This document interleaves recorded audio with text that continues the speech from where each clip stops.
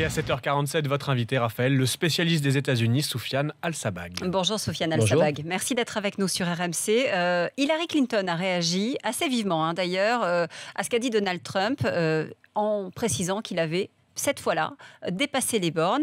C'est vrai qu'il est allé loin. Il a dit en gros que seuls les pro-armes pouvaient stopper sa rivale. Sa phrase exacte est la suivante. Si elle a la possibilité de choisir ses juges, il n'y a rien que vous puissiez faire, les gars. Quoique, avec le second amendement, 3 petits points de suspension. Dérapage de plus ou dérapage de trop ? Personne ne peut vous le dire. Je pense que très certainement, on aura ce genre de dérapage jusqu'à l'élection de novembre. D'ailleurs, cette déclaration est date déjà d'avant-hier. Oui. Sachez que cette nuit, pas plus tard que cette nuit, Donald Trump a déclaré que Barack Obama était rien de moins que le fondateur de l'État islamique. Tout ça pour... Le fondateur absolument, de l'État islamique. Il a déclaré, tout comme il avait dit, Hillary Clinton a fondé l'État islamique il y a pas plus tard qu'une semaine à Miami. C'était passé un peu inaperçu. Mais cette nuit, c'est à Barack Obama directement qu'il s'en prend en disant... dans le texte, Barack Hussein Obama est le fondateur de l'État islamique. Mais qu'est-ce qu'il cherche en faisant des déclarations comme ça ? C'est très simple. La stratégie électorale de Donald Trump est la suivante. Il lui faut rassembler 70% de l'électorat masculin, blanc, religieux et conservateur pour espérer l'emporter. Ces 70% d'électeurs, il peut les trouver uniquement dans ce qu'on appelle la Rust Belt, qui est le nord-est des États-Unis, très ouvrier, très col bleu, et jusqu'à l'élection de 2012, très largement pro-démocrate.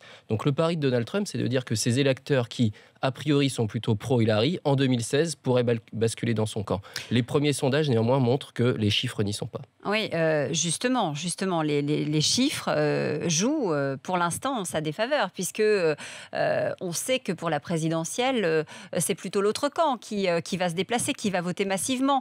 Est-ce que justement, avec des propos comme ça, il peut essayer de refaire son retard, ou est-ce que ça va le desservir ? Sa stratégie, encore une fois, c'est celle-ci, et je pense que, in fine, si on regarde les chiffres dans le détail, sa stratégie n'est pas valide. Pourquoi ? Parce que dans les États clés qui, plutôt dans le sud, voit une minorité d'hispaniques grandir et grandir, eh bien, la majorité blanche dans le nord-est n'est juste plus suffisante pour lui permettre de rassembler assez d'électeurs pour l'emporter.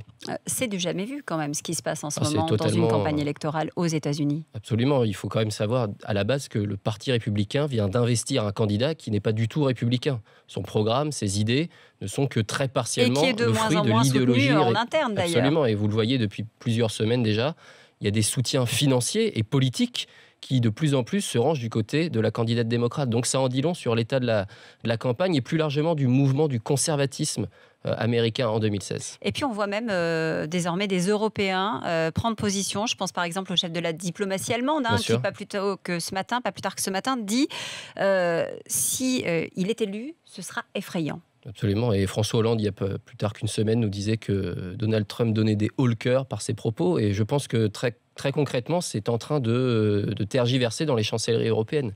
Parce qu'on connaît très bien Hillary Clinton, on connaît son expérience, elle a un CV qui est exceptionnel, ancienne secrétaire d'État américaine. Pour ce qui est de Donald Trump, toutes ses déclarations, toutes les idées qu'il a esquissées lors de cette campagne en matière de politique étrangère, ça ne donne pas de quoi se réjouir, simplement pour la raison suivante, c'est que ce n'est juste pas cohérent. Il n'y a pas d'assises idéologiques, il n'y a pas de programme précis, c'est juste un tissu de déclarations un peu tapageuses qui vise à gagner une élection, exciter un électorat qui, in fine, encore une fois, dans les chiffres, est très très compliqué à rassembler pour gagner.